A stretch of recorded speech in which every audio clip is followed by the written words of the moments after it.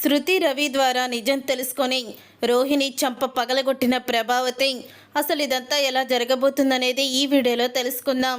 బాలు మీనాకైతే రోహిణి మీద అనుమానం మొదలవుతుంది. అప్పుడేక అంటూ ఉంటుంది మీనా, నాకెందుకో రోహిణి మీద అనుమానంగా ఉందండి. తను ఫోన్లో తనే ప్రశ్న జవాబు రెండూ కూడా వేసుకొని మాట్లాడుతుంది. అవతల వ్యక్తి ఎవరు ఏం సమాధానం చెప్తున్నారో మనకి అర్థమవ్వాలని అందరి ముందు ప్రశ్న తను జవాబు తనే చెప్తుంది. నాకెందుకో వాళ్ళ మావయ్యకి తను ఫోన్ చేయలేదని అనిపిస్తుందండి అని అంటూ ఉంటుంది మీనా. నాకు అనుమానంగానే ఉంది మీనా, ఈ పార్లలమ్మ సంగతి ఏంటో తేల్చాలి. సరేలే, ఇప్పుడే కదా విల్లా కొనుక్కున్నారు, చూద్దాం అని అంటూ ఉంటే ఇంతలో ఇంకా రోహిణి అయితే మనోజ్తో అంటూ ఉంటుంది, ఏంటి మనోజ్, మీ అమ్మ అంత ఈజీగా ఇల్లు మాత్రం అమ్మనని చెప్పేశారు అని అడుగుతూ ఉంటుంది రోహిణి. వదిలేయి, ఎలాగో మనమే ఏదో ఒకటి చేద్దాము. అయినా మీ మావయ్యని అడిగితే డబ్బులు ఇస్తాడు కదా, ఇప్పుడు కూడా ఆయన హ్యాండ్ ఇచ్చాడు అని అంటూ ఉంటాడు మనోజ్ అయితే. అప్పుడు ఇక రోహిణి అయితే ప్రతిసారి మా వాళ్ళని డబ్బులు అడగాలని ఎందుకు అనుకుంటున్నావు అని అడుగుతూ ఉంటుంది రోహిణి. అసలు మీ వాళ్ళు డబ్బులు ఎక్కడిచ్చారు, మీ వాళ్ళు డబ్బులు ఇవ్వలేదు కదా అని అడుగుతూ ఉంటే అప్పుడు ఇక ఆ మాటలు రవి శృతి అయితే వినేస్తారు. ఇక వినేసి వాళ్ళిద్దరూ కూడా షాక్ అవుతారు. మీ వాళ్ళు ఎప్పుడు డబ్బులు ఇచ్చారు? నేను ఫర్నిచర్ షాపు డబ్బులు కూడా, అవి ఏ డబ్బులు అనుకుంటున్నావో, అవి కల్పన ఇచ్చిన డబ్బులు. ఆ డబ్బులతో మా నాన్న పంపించాడని చెప్పి మనం ఏదైనా బిజినెస్ స్టార్ట్ చేద్దామని నువ్విచ్చిన సలహాతోనే కదా నేను కూడా ఆ కల్పన నా దగ్గర డబ్బులు మోసం చేసి పట్టుకు వెళ్ళిపోయినాయి, తిరిగి వచ్చాయని ఇంట్లో చెప్పలేదు, కనీసం మా అమ్మకు కూడా చెప్పలేదు అని అంటూ ఉంటాడు మనోజ్.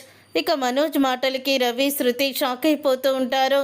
ఇప్పటి వరకు మనం రోహిణి వాళ్ళ నాన్నే పంపించాడని అనుకున్నాము, కానీ అవి రోహిణి వాళ్ళ నాన్న పంపించిన డబ్బులు కాదు, మీ అన్నయ్య దగ్గర కొట్టేసిన ఆ అమ్మాయి తిరిగి ఇచ్చేసిన డబ్బులు అని అంటూ చెప్తూ ఉంటుంది శృతి. అవును శృతి, ఈ విషయం తెలియక మనం కూడా వాళ్ళు చెప్పిందే నిజమనుకొని నమ్మేశాము. అసలు జైల్లో ఉన్న వ్యక్తి అన్ని లక్షలు ఎలా పంపించాడని అనుకున్నాం తప్ప మనం కూడా నిజం తెలుసుకోలేకపోయాము అని రవి అంటాడు. బాలుకి మాత్రం అనుమానం వచ్చింది రవి. ఆ రోజు బాలు ఏమన్నాడో నీకు గుర్తుందా? ఎవరు అకౌంట్లోకి కావాలంటే వాళ్ళే వేయించుకుంటారు కదా, నీ అకౌంట్లోకి మీ మావయ్య ఎలా కొట్టాడు డబ్బులు అని అడిగాడు బాలు. నీకు గుర్తుందా? అందరం భోజనం చేసేటప్పుడు ఈ ప్రశ్నలు వచ్చాయి. డబ్బుడమ్మది కావాల్సింటే వాళ్ళమ్మ తన అకౌంట్లో, మీనాకి కావాల్సింటే మీనాకి అకౌంట్లో అలా వేస్తారు కదా, మరి పార్లలమ్మ డబ్బులు తన అకౌంట్లో వేయాలి కానీ నీ అకౌంట్లోకి ఎందుకు వేశారు అని అన్నీ కూడా ప్రశ్నించాడు. అప్పుడు మనకి అర్థం కాలేదు, కానీ ఇప్పుడు అర్థమవుతుంది అని అంటూ ఉంటుంది శృతి. అయితే వాళ్ళు ఎంత నాటకం ఆడారు అని చెప్పంగానే అప్పుడు ఇక బాలు మీనా దగ్గరికి వెళ్ళి ఈ విషయం అయితే చెప్తారు.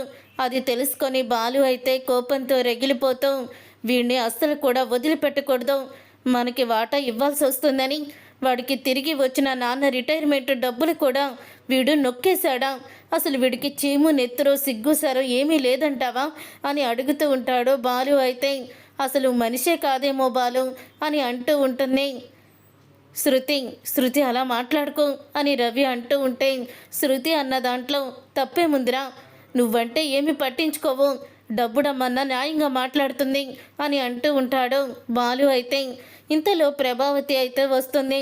రే, ఏంట్రా మీ నలుగురు ఎందుకు అలా గట్టిగా మాట్లాడుకుంటున్నారు, ఇదేమన్నా మనిల్లా అని అడుగుతూ ఉంటే, అవును ఆ లక్షలు మింగేసినోడు ఇల్లు అని అంటూ ఉంటాడు బాలు. రే, వాడిని ఇంకా లక్షలు మింగేసినోడు అన్నావంటే బాగోదు అని చెప్తూ ఉంటుంది ప్రభావతి. మరేమనాలి లక్షావతి గారు, ఆ డబ్బులు మింగేసినాడు మమ్మల్ని ఎంత మోసం చేశాడో తెలుసా, మమ్మల్నే కాదు నిన్ను కూడా మోసం చేశాడు అని అంటూ ఉంటాడు బాలు. నన్ను మోసం చేయడం ఏంట్రా అని అనగానే, ఫర్నిచర్ షాప్కి పెట్టుకోవడానికి పెట్టుబడి వాళ్ళ మాంగారు జైలు నుంచి పంపించాడని చెప్పాడా లేదా? ఆ రోజు నీకు నాన్నకి బట్టలు కూడా తీసుకొచ్చి మొగుడు పెళ్ళం ఇద్దరు బిల్డప్ ఇచ్చారు కదా అని బాలు అంటాడు. అవును, మరి ఇప్పుడెందుకు వాళ్ళ నాన్న పంపించలేకపోతున్నాడు జైల్లో ఉండి, ఇప్పుడేమైంది ఆయనకి అని అడుగుతూ ఉంటాడు బాలు. వాళ్ళ మావయ్య అక్కడ అవతల ఏం చెప్తున్నాడో ఈవిడే ప్రశ్న జవాబు కూడా చెప్పేసి మన ముందు ఎందుకు నటించింది అని అడుగుతూ ఉంటే అసలు నీ బాధ ఏంట్రా అని అడుగుతూ ఉంటుంది ప్రభావతి. అప్పుడు ఇక డబ్బుడమ్మా మేము చెప్పేదానికన్నా మీరిద్దరు చెప్తేనే మా అమ్మ నమ్ముతుంది, మీరిద్దరే చెప్పండి అని అడుగుతూ ఉంటే అప్పుడు ఇంకా శృతి అయితే మనోజ్ ఫర్నిచర్ షాప్ పెట్టుకోవడానికి రోహిణి వాళ్ళ నాన్న దగ్గర నుంచి డబ్బులు తీసుకురాలేదా అంటే మావయ్య గారి రిటైర్మెంట్ డబ్బులు ఆ రోజు పోయిని ఎవరో అమ్మాయి మనోజ్ని మోసం చేసి తీసుకువెళ్ళిందని చెప్పారు కదా అని అంటూ ఉంటుంది శృతి. అవును, తను ఆ డబ్బు పట్టుకొని కెనడా కూడా పారిపోయింది, పోలీస్ కేసు కూడా పెట్టారు వీళ్ళు అని అంటూ ఉంటుంది ప్రభావతి. ఆ అమ్మాయి మొత్తం డబ్బులు వడ్డీతో సహా వీళ్ళకి ఇచ్చేసింది, కానీ ఆ డబ్బులు వచ్చాయన్న విషయాన్ని ఇంట్లో చెప్తే మళ్ళీ రవి బాలు ఇద్దరూ కూడా వాటాలు తీసుకుంటారని, వాళ్ళకి డబ్బులు సరిపోవని వాళ్ళిద్దరూ ఎంత పెద్ద నాటకం ఆడారో మీకు తెలుసా అని అడుగుతూ ఉంటుంది శృతి. అయితే అప్పుడు ఇక శృతి అన్న మాటలకి షాక్ అయిపోతూ ఉంటుంది. ఇక ప్రభావతి నువ్వు విన్నది నిజమేనా అని అడుగుతూ ఉంటే వెళ్ళి మీ పెద్ద కోడల్ని నిలదీయండి, తను ఖచ్చితంగా ఇలాగే చెప్తుంది అని అంటూ ఉంటాడు బాలు కూడా. అప్పుడు ఇక శృతి అయితే కావాల్సి ఉంటే వాళ్ళ మావయ్యకి ఫోన్ చేసి మీరు మాట్లాడతానని చెప్పండి, అసలు వాళ్ళ మావయ్యతో మాట్లాడనిచ్చిద్దో లేదో కూడా చూసుకోండి అని శృతి చెప్పడంతో అప్పుడు ఇక కోపంగా ప్రభావతి అయితే మనోజ్ వాళ్ళ గదికి వెళ్ళి డోర్ కొడుతుంది. అప్పుడు ఇక మనోజ్ అయితే డోర్ ఓపెన్ చేసి ఏంటమ్మా అని అడుగుతూ ఉంటే ఎక్కడ్రా రోహిణి అని అడుగుతూ ఉంటుంది. ఏంటంటే ఏమైంది అని అడుగుతూ ఉంటుంది రోహిణి. అప్పుడు ఇక రోహిణితో అడుగుతూ ఉంటుంది మీ మావితో నేను మాట్లాడతాను, ఆ రోజు 25 లక్షలు ఫర్నిచర్ షాప్కి పంపిన వాళ్ళు ఈరోజు ఈ డబ్బులు పంపించలేరా అని అంటూ ప్రభావతి అయితే షాక్ ఇస్తుంది మనోజ్ రోహిణికి. అప్పుడు ఇక మనోజ్ అయితే అమ్మ అసలు ఆ డబ్బులు వాళ్ళు పంపించలేదు అని మాట వదిలేస్తాడు. దాంతో ఒక్కసారే షాక్ అయిపోతూ ఉంటుంది రోహిణి. ఏంటి ఆ రోజు డబ్బులు పంపించలేదా, మరి మీకు అన్ని లక్షలు ఎక్కడి నుంచి వచ్చాయి అని అడుగుతూ ఉంటుంది ప్రభావతి. నన్ను క్షమించమ్మా, ఆ రోజు కల్పన డబ్బులన్నీ కూడా ఇచ్చేసింది, కానీ రోహిణియే ఇలా నువ్వు కంపెనీ పెట్టుకోవడానికి నీకు దగ్గర డబ్బులు లేవు, మావయ్య గారు అత్తయ్య గారు ఇవ్వలేరు, మన దగ్గర ఉన్నవి ఈ డబ్బులే కాబట్టి ఇలా బిజినెస్ పెట్టి తర్వాత లాభాలు వచ్చాక ఎవరి వాటా వాళ్ళకి ఇచ్చేద్దాము అని చెప్పింది. అందుకని నేను కూడా తను బాగానే చెప్పింది కదా, నా గురించి ఆలోచిస్తుంది కదా అని నేను కూడా అన్నాను. ఈ విషయం నీకు ఎన్నోసార్లు చెప్పాలనుకున్న రోహిణి చెప్పనివ్వలేదు అని నిజాన్ని బయట పెడతాడు మనోజ్. అయితే ఇక ఆ మాట విని ప్రభావతి కోపంతో రగిలిపోతూ ఇక రోహిణిని చితకబాస్తుంది. ఇక రోహిణి చంప పగలగొట్టి ఎందుకింత మోసం చేశావు, అందరి ముందు ఇంత నాటకం ఆడతావా నిన్ను అని అంటూ చంప పగలగొడుతుంది.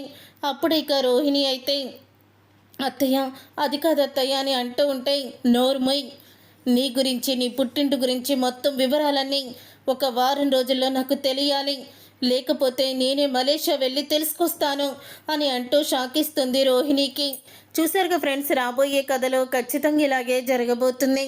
మరి ఇలాగే జరగాలని మీరు కోరుకుంటే తప్పకుండా వీడియోనైతే లైక్ చేయండి. మీరు చేసే ఒక్క లైక్ మాకు ఎంతో సపోర్ట్ని మోటివేషన్ ఇస్తుంది.